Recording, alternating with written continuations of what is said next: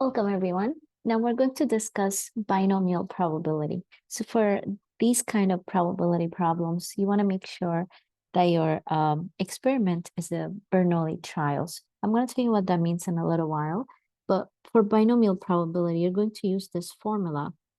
So the probability that you're looking for your random variable x takes the value little x is going to be given as n choose x times p to the x power times q to the n minus x power, where n is going to represent your number of trials, how many times you're performing the experiment. X is going to represent the number of success in that trial, how many success you want. The little p, this p right here, is the probability of success of that event of a single trial. And Q is, of course, the probability of not success, failure. So that is the formula if your experiment is a Bernoulli experiment. So meaning you can apply this formula. So let me tell you what Bernoulli trials are.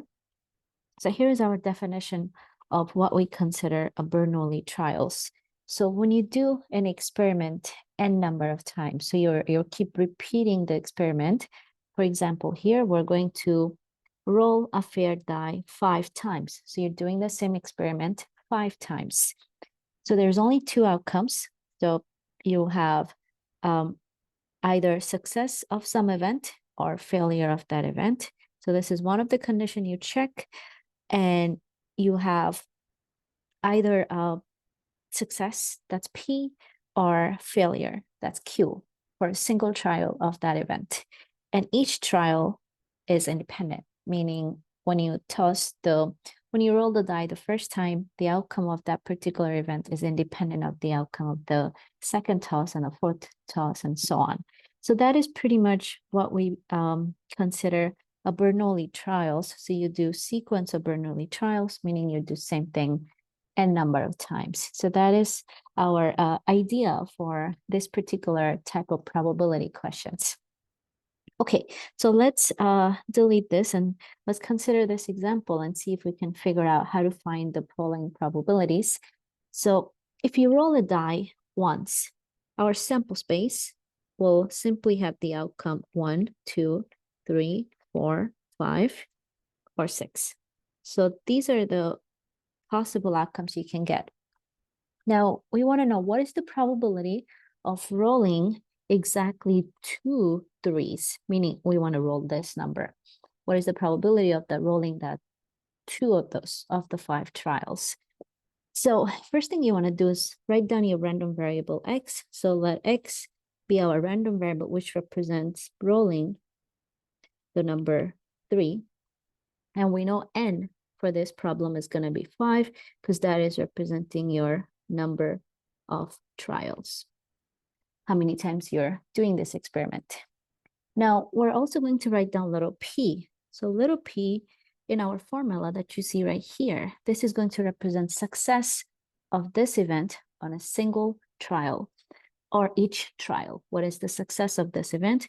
Well, that's one outcome out of the 6. So this is 1/6, which means Q, it's going to be not success, meaning you're not going to get 3. You're going to get either 1, 2, 4, 5, 6. There are 5 of them.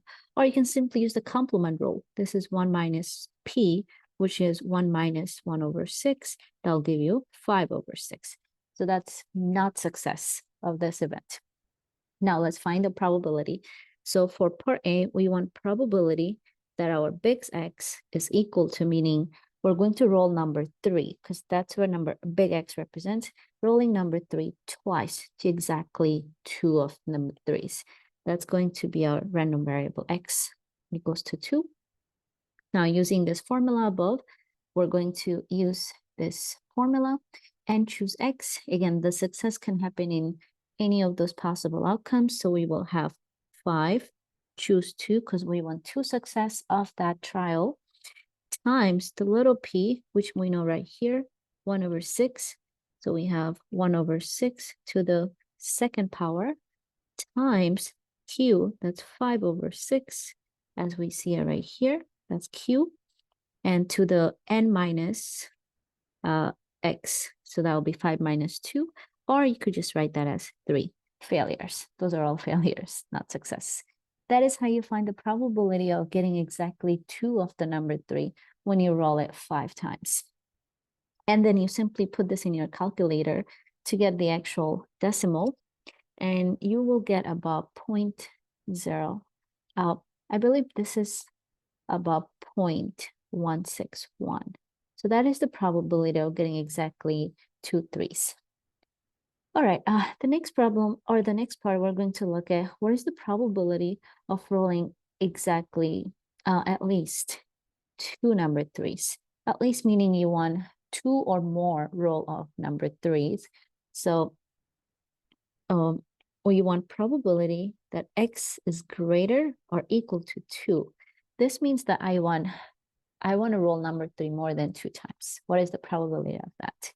Well, since x is equal to or greater than 2, you need to write down this is the probability x is exactly 2, so you roll number 3 twice, or x is equal to 3, so you roll number 3 3 times, or probability that x is equal to 4, or probability that x is equal to 5. Since our n is 5, the maximum roll is 5, so all 5 rolls you get number 3.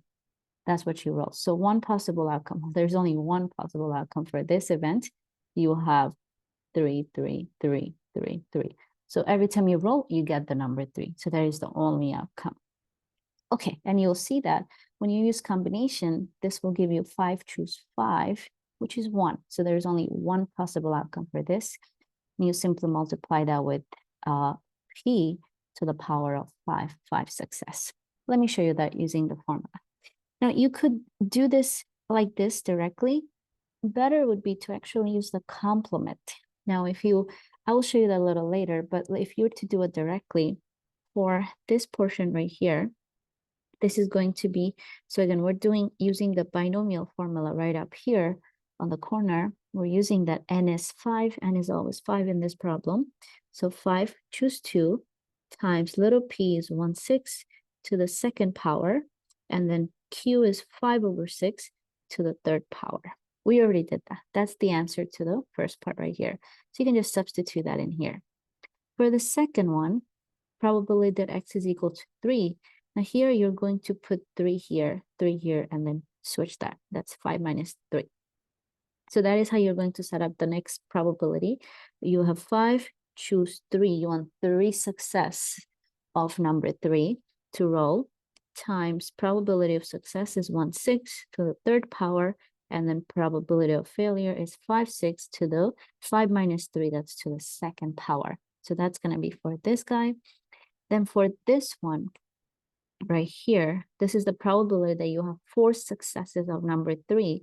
So of the 5 roll, you want 4 success times probability of success to the success power times 5/6, that's failure, to the 5 minus 1, 5 minus 4, that's 1 power. And the very last one, probability that we get on all 5 rolls, you have number 3. Number 3 has been rolled. So for this one, we're going to write down. So let me give myself some room. For the last part, we're going to have 5, choose 5, and that's, we know 1, because there's only one possible outcome for that. Then 1/6 to the 5th power, of course, that's all of the success, times 5/6 to the 0th power, because there's no failure. You only get one possible outcome, 3, 3, 3, 3, 3. All right, you can ignore that. That's just one. So there you have it. This is one way to do it. And for all of these, you can put these in your calculator and add them up. But I'm going to show you a better way to do this problem. Sometimes complement actually works better for these examples. So probability. So another way of doing the same problem will be to look at instead of probability of x is greater or equal to 2, you use the complement of this event. So we do 1 minus probability. Now here you're going to negate this statement. So instead of greater than or equal to, you're going to put less than. So we'll have x is less than 2, not equal to 2, because that's already been in the event. So this is equal to 1 minus, well, what do we mean by probability x is less than 2? Well, x can take value 0, meaning you have no success, or 1. So this will mean probability that x is equal to 0 plus the probability x is equal to 1. So that's what we mean by. So this is what this statement means. And then we do 1 minus that probability. That is the complement rule. So I hope you are familiar with this idea. Now let's set up their individual probabilities. This is 1 minus probability x equals 0. So we have 5 of the 5 trial, we choose 0 success, times 1/6 to the 0th power, because no success, and failure, that's 5/6 to the 5th power. So meaning you got all the other numbers rolled except for number 3. Plus, the next one, probability x equal 1, we want 1 success of number 3 of the 5 trials. So 5 choose 1 times 1/6 to the 1 power and 5/6 to the 5 minus 1, that's 4. That's how you find these probabilities. So this is representing this probability, this is representing that. And then if you put these in your calculators, you'll have 1 minus, this is 0.40 plus 0.40. So we'll do 1 minus 0.80, that will give us 0.20. So you should get the same value if you did it directly, but of course, sometimes it could be a bit tedious, although this problem is not. It's pretty okay to work it out. So there you have it. This is how you do this question. I hope this makes sense. I'll see you next time. Take care.